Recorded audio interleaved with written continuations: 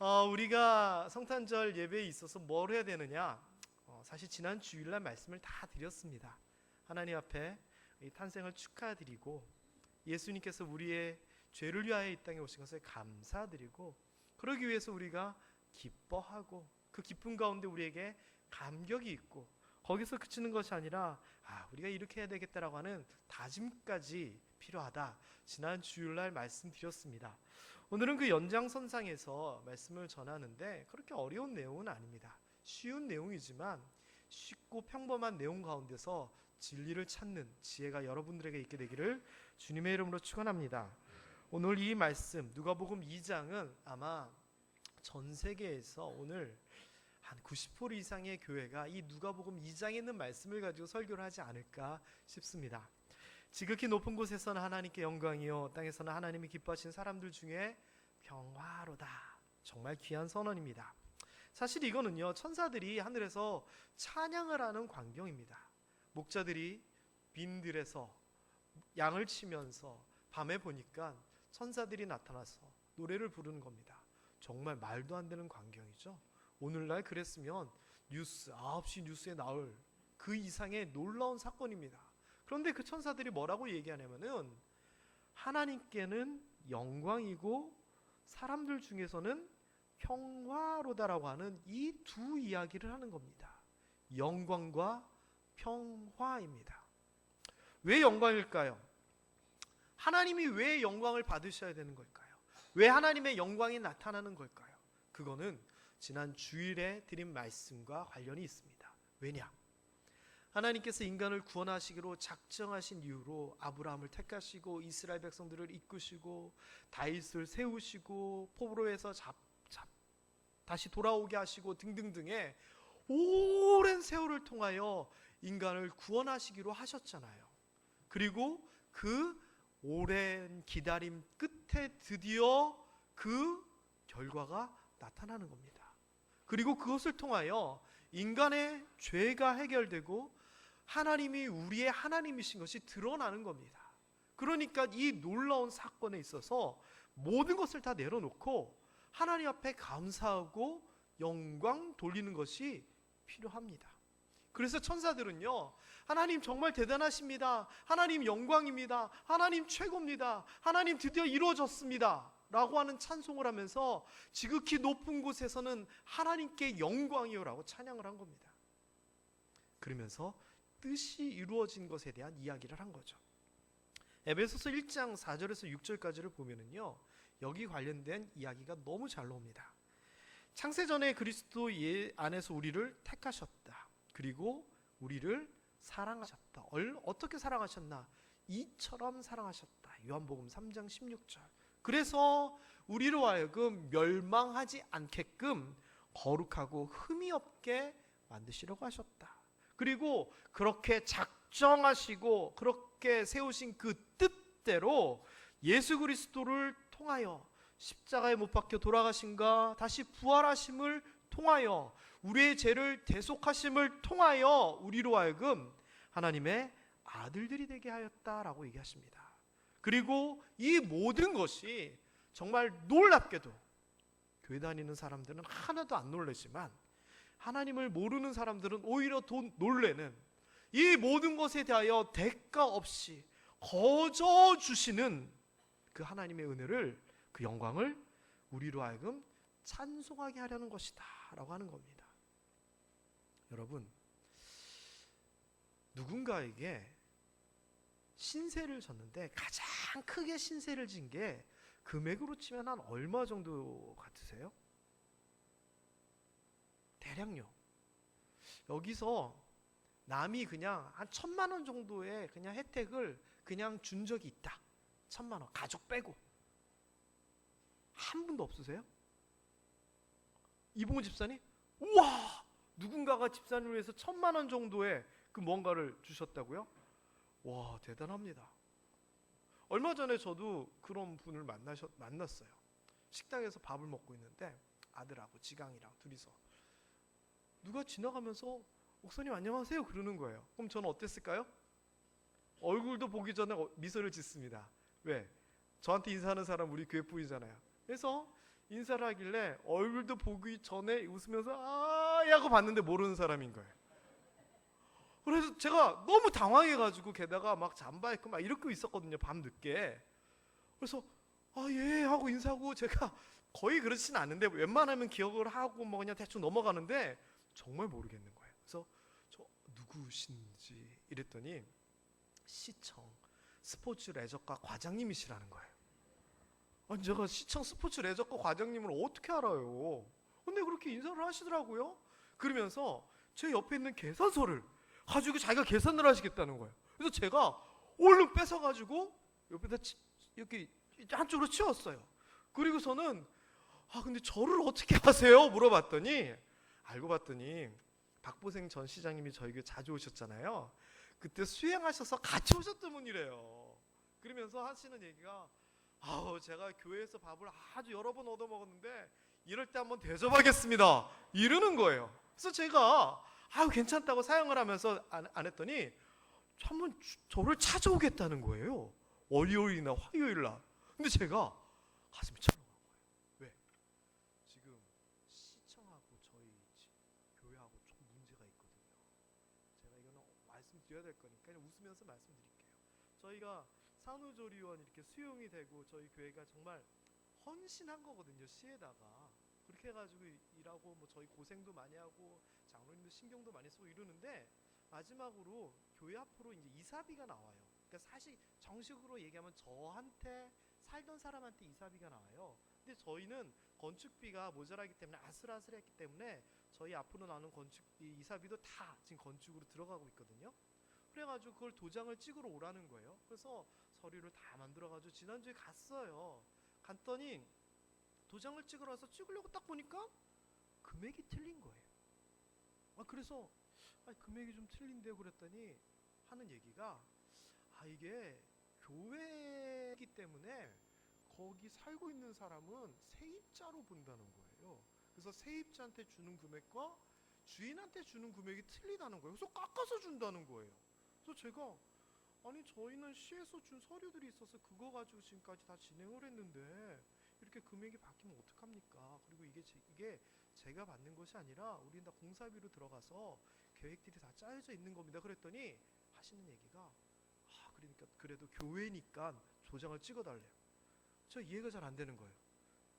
교회인데 그때 왜 도장을 찍어줘야 되죠? 교회니까라고 하는 말은요, 여기 수용할 때부터 집값이 적게 쳐졌을 때부터 등등등의 수없이 저희한테 요청하셨던 게 교회니까 그렇게 해달라고 해서 다 해드렸거든요. 그래서 제가 이거는 저 혼자 상의할 게 아니고 금액이 뭐 몇백만 원 차이지만 우리 장로님들하고 좀 상의하겠습니다 라고 하고 그냥 다시 돌아왔어요.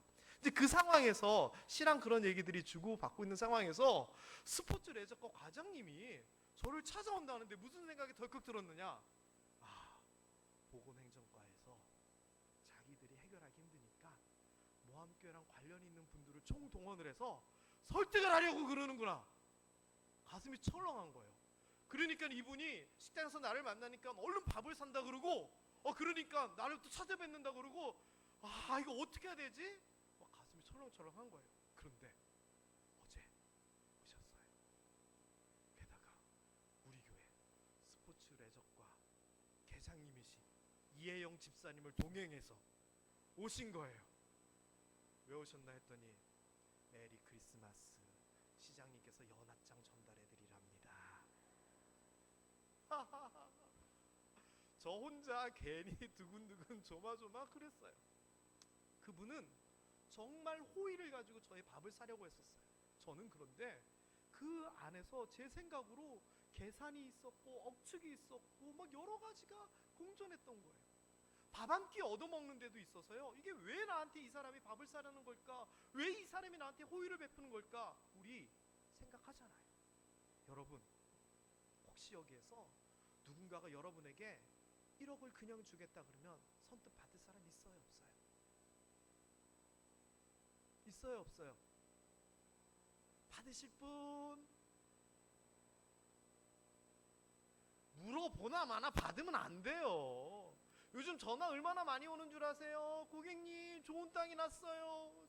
땅 사세요. 아니 좋은 땅인데 왜 저한테 사라 그러세요? 돈 벌 수 있어서요. 왜 당신이 돈 벌지 왜 나한테 돈 벌라 그러세요? 뚝! 전화 와가지고 선생님 아주 좋은 투자할 게 있습니다. 아니 좋은 투자할 거 있으면 자기가 하지 왜 나한테 투자하라 그래요? 다 사기고 다 거짓말이에요. 그쵸 권사님 맞죠? 세상 사람들이 우리한테 거저 왜 호의를 베풉니까? 이유가 있고 목적이 있는 겁니다. 그러나 하나님은 그게 아니라는 겁니다. 우리의 죄에 대한 문제, 죽을 수밖에 없는 우리 원수된 우리로 하여금 하나님의 아들 자녀 되게 하는 것이 바로 거저 주셨다라고 얘기하는 겁니다. 그래서 2장에 보면은 하나님의 선물이다라고 얘기를 하는 겁니다. 여러분 오늘은요 우리가 영생이라는 하나님의 자녀라는 천국이라고 하는 그것을 거저 받은 날입니다. 누구를? 예수 그리스도로 말미암아. 그러니까 우리가 하나님 앞에 어떻게 해야 돼요? 감사하고 찬양하고 영광 돌려야 되는 거예요. 하나님의 뜻이 이 땅에서 이루어진 그 날이 바로 오늘이거든요. 게다가 이 하나님의 뜻이 나타났다라고 얘기했는데 그 뜻이 다른 말로 하면 뭐냐? 사랑이잖아요. 사랑. 우리가 아직 죄인 되었을 때 그리스도께서 우리를 위하여 죽으셨다. 그래서 우리를 향한 자기의 사랑을 확실히 보이셨다라고 얘기를 합니다. 내가 너를 얼마나 사랑하는 줄 알아? 목숨 바쳐 사랑해. 그거라는 겁니다.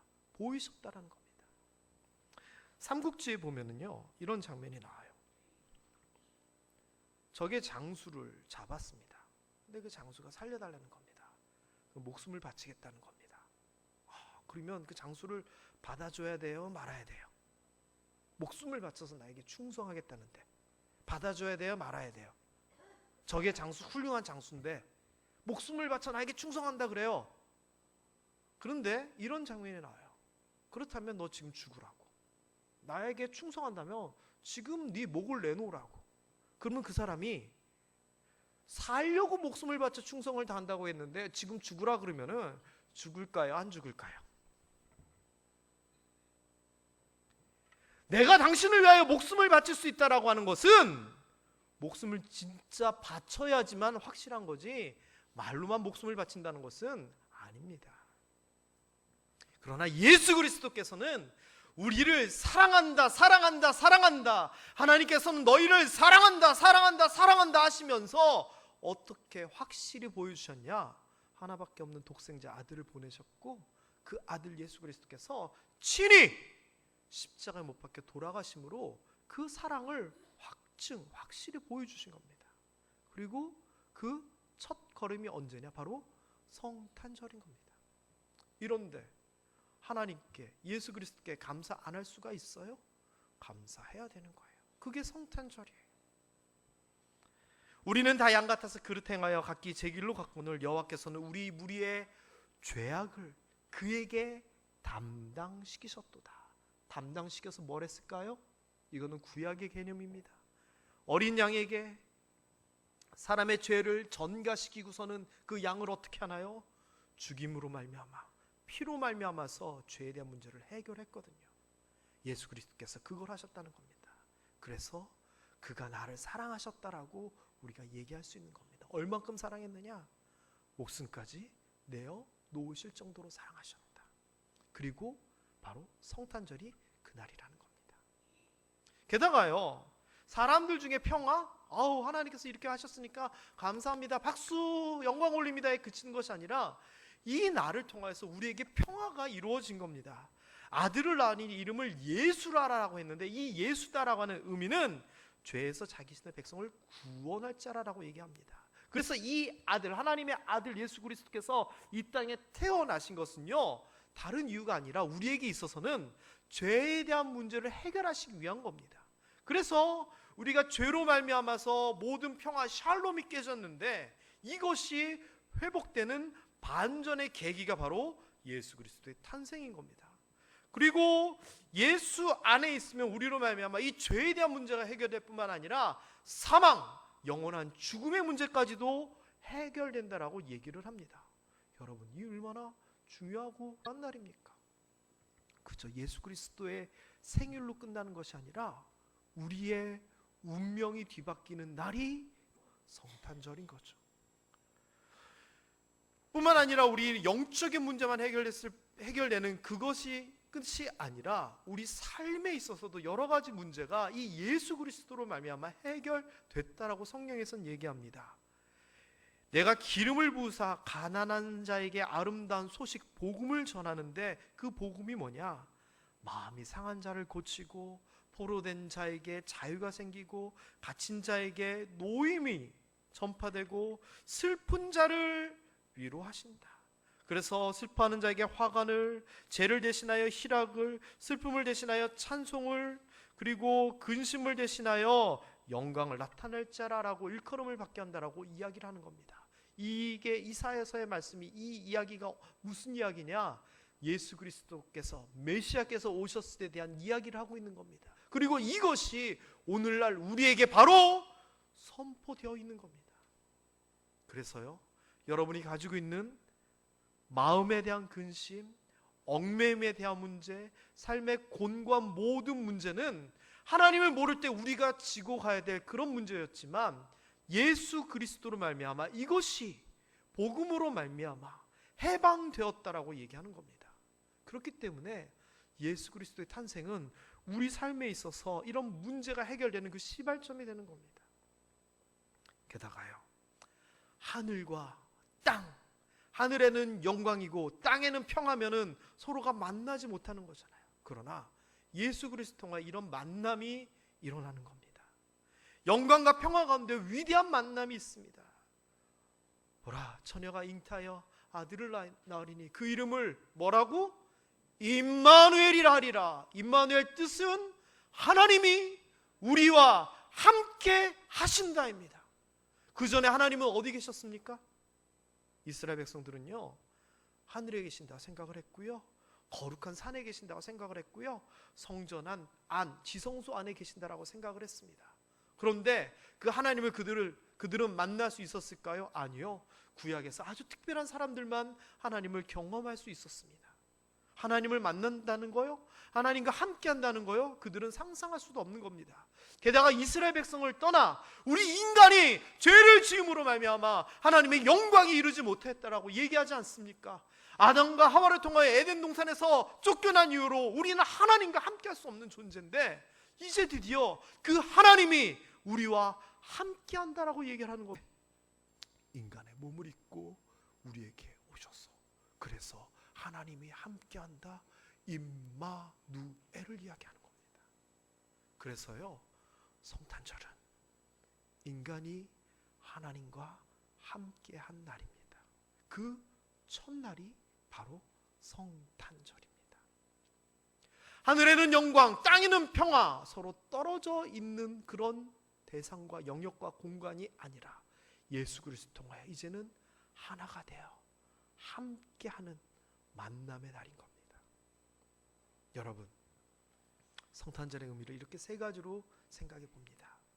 하나님 앞에 영광을 돌리는 날, 우리에게 평화가 선포된 날, 그리고 우리 인간들이 하나님을 만난 날입니다. 이것이 성탄절, 예수 그리스도께서 이 땅에 태어나신 날의 의미입니다. 여러분, 오늘 여러분은 이런 하나님의 영광을 찬송하고 계십니까? 하나님께서 선포하신 이 평화를 누리며니까? 우리는 오늘 이런 하나님과의 만남의 삶을 제대로 살고 있습니까? 오늘 성탄절을 통하여서 그런 여러분의 삶이 되기를 주님의 이름으로 축원합니다. 여러분, 그저 지나가는 성탄절이 아니라 하나님의 뜻이 이루어지고 우리에게 평화가 선포되고 하나님과의 만남이 시작된 날로서 기억하고 기념했으면 좋겠습니다. 이날 선물 주고받고 웃고 떠드는 게 중요한 게 아니라 하나님이 그렇게 하셨구나, 예수님이 그렇게 하셨구나 라고 하는 것을 기억하는 것이 오늘의 본 의미인 것 같습니다. 기도하겠습니다.